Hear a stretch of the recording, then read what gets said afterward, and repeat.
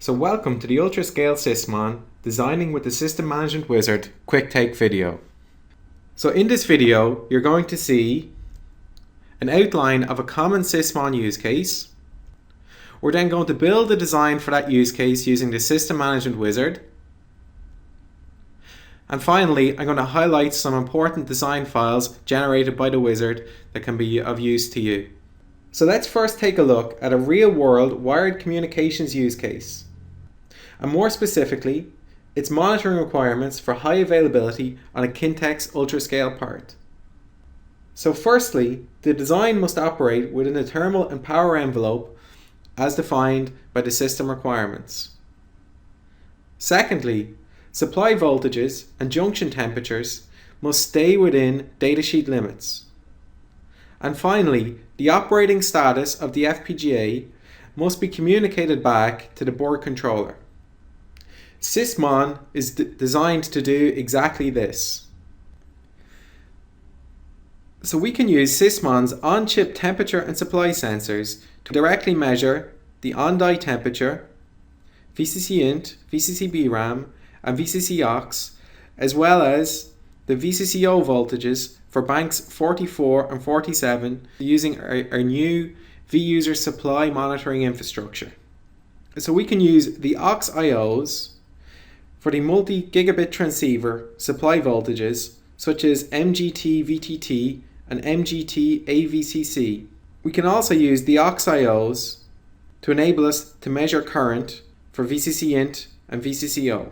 Via a new Ultrascale feature, we're able to select any bank as our analog input bank. And in this particular example, we're going to use bank 66. So we can connect directly to the board controller using our new hardened I2C interface. This is illustrated in the block diagram below. Now let's move over to the Vivado tool suite and try to build a design to do the above using the System Management Wizard.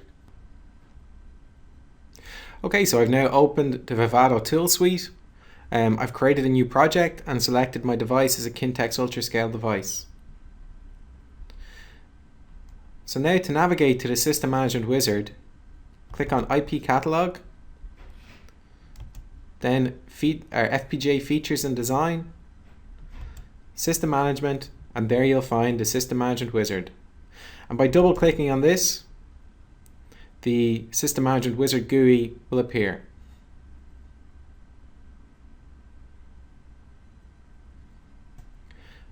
Okay, so this is the actual System Management Wizard GUI. The first thing to note is that there's 4 tabs, and essentially each one of these tabs represent one step along the process in configuring the Sysmon to your own particular requirements.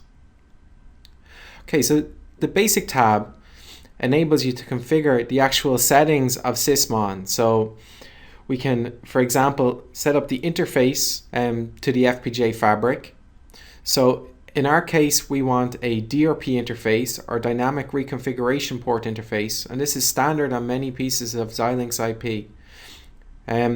We could have also went with an XC4 Lite, which is also important in many designs, but we're going to stick with DRP in this instance. There's also an interface option to go out to actual FPGA pins directly. So there's a hardened JTAG interface, but there's also the option to have a dedicated I2C interface to Sysmon. That will put I2C ports on particular IOs of the FPGA. And so if we want to enable that functionality, we can just simply click on the checkbox here, Enable Sysmon E1 I2C. So at that point, you can override the I2C address for Sysmon, or you can keep it as is. And if you keep it as is, it's defined by the VP-VN voltage, so the voltage that's basically applied to the dedicated input to Sysmon at power up. So that's fine in our particular case. We don't want to overwrite that value, so let's just leave this checkbox blank. So now getting back to the actual ADC operation itself, we know that we want to monitor a variety of different temperatures and voltages and current. And so to do that, the easiest thing to do is to enable the channel sequencer. What that will do is it will enable a number of different channels to be entered in a sequence, and then the system monitor can go through them one by one. We also want to do this continuously, so we want Sysmon to continuously go back over that sequence and measure the various sensor outputs and analog inputs. And to do that, you just need to be sure that you've selected continuous here in the sequence mode. We're also going to, at a fixed interval, sample each of these channels. And we want to just do that relative to the input clock to Sysmon. And so to do that, all we do is select the continuous mode option. If we wanted to trigger the conversions of Sysmon off an external edge, then we could select the event mode. Okay, so the other thing that needs to be set up here is the actual clock that the Sysmon block uses. So in our case, we want to run from a 100 megahertz clock that's already available in the fabric. So to do that, we select enable declock, which is enabled by default, and we also put in the actual clock frequency here of 100 to correspond to 100 megahertz. We also set the ADC conversion rate here, where the default value of 200 kilohertz is perfect. And for most cases, there's little need to change this. So one other thing to note is the ADC calibration and also the supply sensor calibration. So to ensure the most accurate results from the ADCs and the sensors, we need to ensure that the offset calibration is enabled for the ADC. We also want to ensure that offset and gain calibration are enabled for the supply sensors. So we also want to select calibration averaging. So what this will do is it will help remove the noise in any of the measurements that the ADC does that ultimately get turned into calibration coefficients. So by selecting this, the values will get updated less frequent, but they will be more accurate. So there's another area over here called enable control and status port. The default values here are more than adequate for most users, so I'm just going to leave them as is. And if you want to find out more details on them, look at UG 580. And the last thing of interest then here is the actual analog stimulus for simulation. So here you can define a stimulus file, so a text file, that will be used in any of the simulations that you do as an actual analog input for Sysmon. And so for more details on this, please see the Sysmon user guide UG 580. Okay, so at this point, I've configured the actual operation of Sysmon. The next thing to do is to enable the actual sensors that I want to monitor.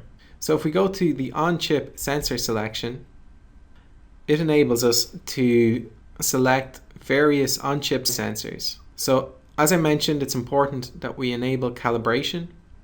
So I'm going to do this here. It's selected by default. As we mentioned in the use case, we want to measure junction temperature. So by default, that's also selected. And we also want to measure the core FPGA supplies of VCC int, VCC aux, and VCC BRAM. And again, they're enabled by default.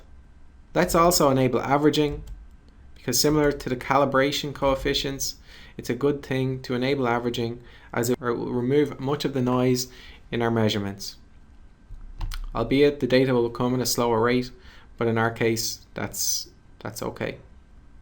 So once these sensors have been selected, the alarms and their thresholds automatically by default get populated down below. So the only one that isn't selected is VCC BRAM. So let's select that. And I'm going to leave all of these values at their default values. They're reasonable for our particular use case.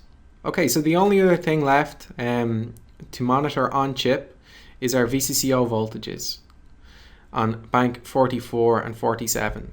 So to do that, you go to the on-chip sensor user supply tab.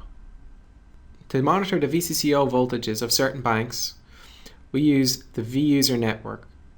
So the vUser network allows up to 4 additional on-chip supply sensors. So in our case, we only need 2. So let's select vUser 0 and vUser 1. Let's also enable averaging.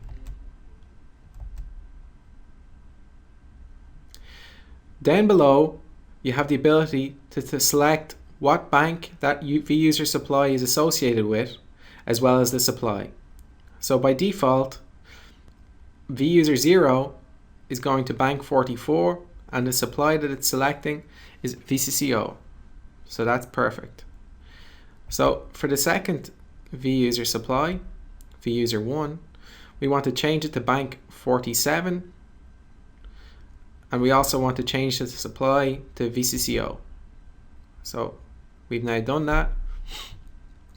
And so let's just enable the alarms on those two supplies. So by selecting that checkbox for vUser 0 and vUser 1, we've enabled the alarms. And so now we can change the voltage that we expect the VCCO voltages to be. So for VCC 0 or VCCO of bank 44, 1.8 volts is fine, but for VCCO of bank 47, we expect it to be 1.5 volts. And let's use the thresholds that the tool automatically defaults to, but again, in your particular case, if you need to change them, go ahead and change them. So at that point, we've now completely configured the on-chip sensors. The only thing left to do is to configure the external analog inputs of Sysmon. So to do that, you go to the External Channel Selection tab. We mentioned previously that we want to monitor the multi-gigabit transceiver supply voltages of MGT VTT and MGT AVCC. So to do that, we'll enable two auxiliary analog inputs.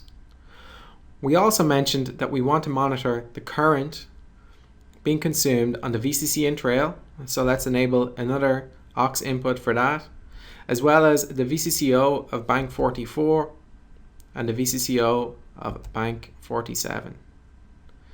So now we've enabled 5 additional aux analog inputs. We also have the VP-VN channel, which is the dedicated analog input to Sysmon. So the last thing to do is to select the actual FPGA bank that we want to bring the auxiliary analog inputs into Sysmon. So a new feature for UltraScale is that any bank can now be used to bring in analog inputs. So as mentioned in the use case, we want to use bank 66. And so by selecting bank 66 below, the tool then knows what constraints to output so that the appropriate pins can be used. So at this point, we've completely configured Sysmon. We've gone through the 4 steps of the wizard. Now all that's left to do is press OK. And we've now completed the process. So the tool now gives us the option to generate certain files, such as the instantiation template. These files are valuable, so let's go ahead and generate them. Okay, so the wizard action is now complete.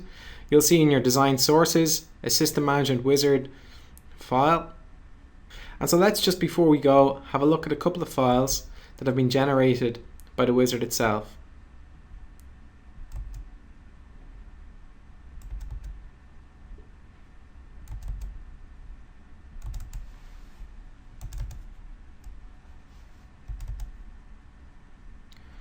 So in this folder, there's 2 very interesting files. The first is a .veo file, and this is basically the instantiation template that can be used at the top level of your design to instantiate Sysmon. So this can just basically be copied and pasted into your top level design, and Sysmon will perform as you've configured it in the wizard. So the other interesting file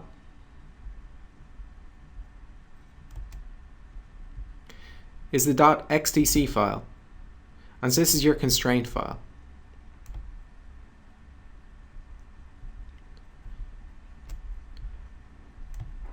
And so in this file, what you'll see is that the wizard has generated some constraints for the I2C port here, and also for the VOX input. So we selected 5 VOX inputs, and so here we've got the information or the constraints that we need to ensure that those 5 VOX inputs will come from bank 66. So this information can either be copied into your top level constraint file, or simply this file can be imported into your constraints. So in summary, the System Management Wizard enables easy setup of Sysmon. Only 4 steps are required to go from a requirement to the actual design. And finally, the wizard generates a range of helpful files that will enable you to easily add Sysmon to your top level design. So thank you, and for more information on Ultrascale products, please visit xilinx.com/ultrascale.